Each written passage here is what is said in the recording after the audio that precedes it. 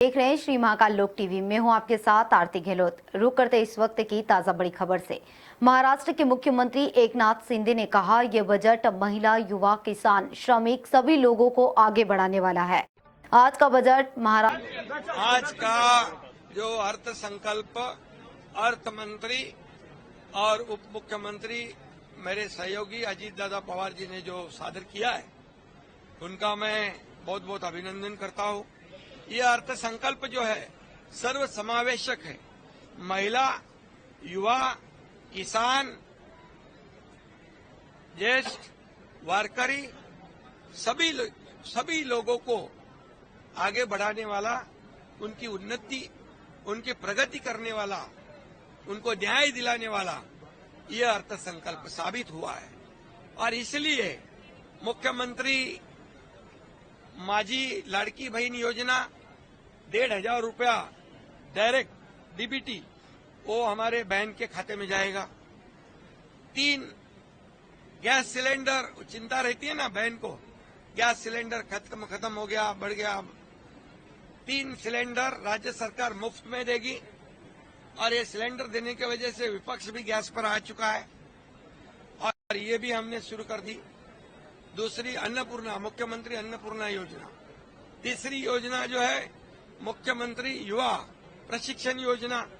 वो कह रहे थे बेरोजगार युवाओं का क्या, उसका भी ख्याल सरकार ने रखा है। 10,000 रुपया अप्रेंटिसशिप उनको मिलेगा। 10 लाख युवक जो राज्य में है उनको इसका फायदा होगा और उनको काम मिलेगा, वो ट्रेंड होंगे, वहाँ नौकरी मिलेगी। और नौकरी देने के लिए हमारी सरकार सरकारी नौकरियां भी और प्राइवेट नौकरियां भी जितनी ज्यादा मिले उतनी कोशिश हमारी सरकार कर रही है। तीसरे चौथी बात, जो किसान जो कृषि पंप से खेती करता है उसको भी बिजली मुफ्त में देने का निर्णय लिया है। 50 लाख किसानों को इसका फायदा होगा। और जो हमारी बेटियां हैं उनके लिए भी मुफ्त में शिक्षण एजुकेशन देने का निर्णय हमारी सरकार ने लिया है। ऐसे कई महत्वपूर्ण निर्णय सरकार ने लिए हैं और इसीलिए मैं इतना ही कहूंगा, ये सर्व समावेशक ये हमारा अर्थ संकल्प है। कुछ लोग कहते हैं ये चुनावी जुमला है, लेकिन ये चुनावी जुमला नहीं है।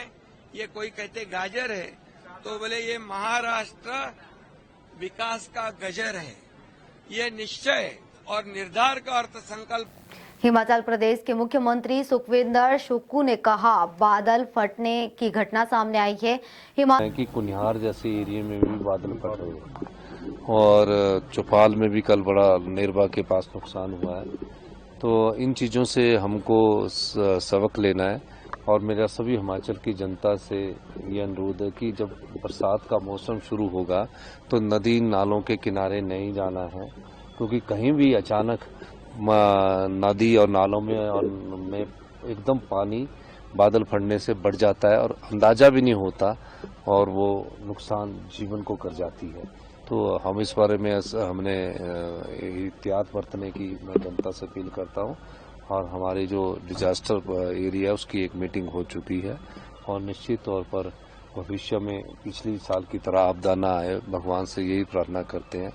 और सारी चुनौतियों का सामना करने के लिए हमने दिशा निर्देश दे दिए। सब फील्ड स्टाफ को बोला गया, सभी और हाँ, सबको बोल दिया गया, सबको एक्टिव रहने के लिए बोल दिया गया और मैं खुद इसका जायजा भी लेता हूँ। धन्यवाद। लॉ एंड ऑर्डर की भी आए हैं। निश्चित तौर पर एक घटना बिलासपुर में घटी या कहीं हुई है, हमने तो कहा कि कानून के तहत अपना काम करेंगे और ऐसी घटनाओं का सरकार निंदा भी करती है, चाहे वो किसी भी पार्टी से जुड़े कोई लोग क्यों ना हो।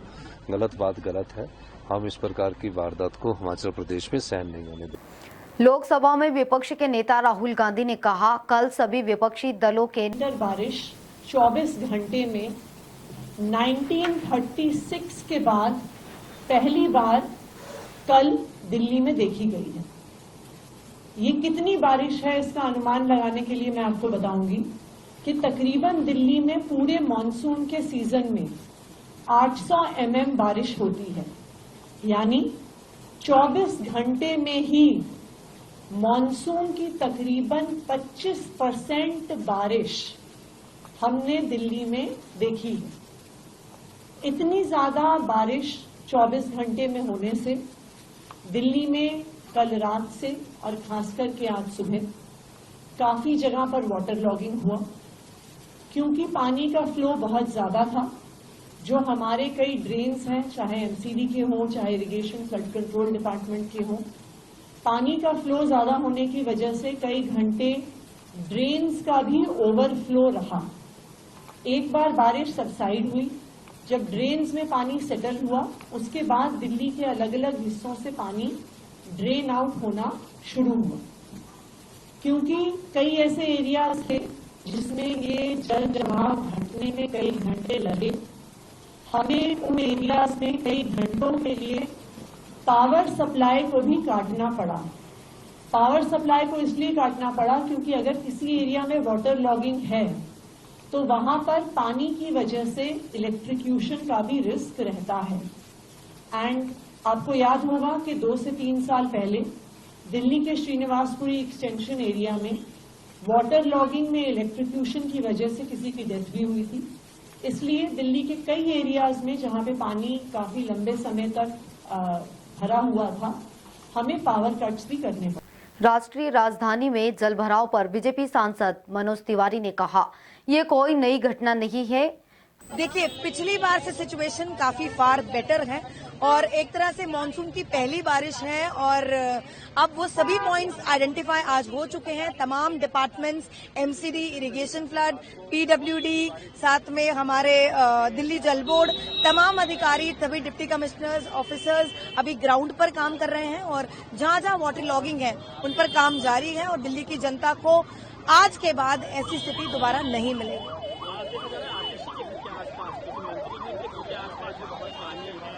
एयरपोर्ट के पास पानी भर गया, हर जगह जलमग्न दिल्ली है। लोगों को इंतजार था, शायद इस बारिश में ऐसा नहीं होगा, लेकिन पहली बारिश में देखिए, पिछली बार से स्थिति काफी कंट्रोल में है, आप देख सकते हैं। और जो जो आइडेंटिफाई आज पॉइंट्स हो जाएंगे उन पर ही काम सारे डिपार्टमेंट्स मिलकर करेंगे और इन पॉइंट्स पर पूरी कोशिश रहेगी कि दोबारा जलभराव ना हो। देखिए, अभी हम यहाँ पर आईटीपीओ पर खड़े हैं। यहाँ पे थोड़ी सी जो वाटर लॉगिंग की कंप्लेंट आई थी, अभी हो सकता है अभी किशनगंज है, वहाँ पर भी हमारे डिप्टी कमिश्नर खड़े हैं। साउथ में भी हमारे डिप्टी कमिश्नर ऑन ग्राउंड हैं। बारामूला पे भी हमारे डिप्टी कमिश्नर वहाँ पर खड़ी हैं। तो अभी इन धीरे धीरे हम आज दोपहर तक इन पर राउंड करने। बढ़ते अगली खबर की ओर। आईजीआई एयरपोर्ट टर्मिनल 1 की छत गिरने की घटना पर एआईएमआईएम सांसद असदुद्दीन ओवैसी ने कहा, अफसोस की बात है ये, और हम उम्मीद करते हैं कि डीजीसीए इसका नोट लेगा और ये क्यों हुआ, कैसे हुआ, इसका फौरन देश को बताने की जरूरत है। दिल्ली को पेरिस बनाने की बात हो रही थी, सारे सांसदों घर में पानी भर गया है। देखिए, G20 प्रधानमंत्री ने कहा मंडपम बनाया, अब मंडपम बनाने के बावजूद भी पानी रुका हुआ है। तो इससे अंदाजा हो सकता है कि ये जो जितने ऑप्टिक्स के लिए काम किए जाते हैं ना, इसका नतीजा ही निकलता है। आपको बुनियादी काम करने की जरूरत है। पीने के पानी की किल्लत है, बारिश हो तो पानी आ जाता है। तो ये सब चीजें कब तक इस तरह से ड्रामाबाजी होगी।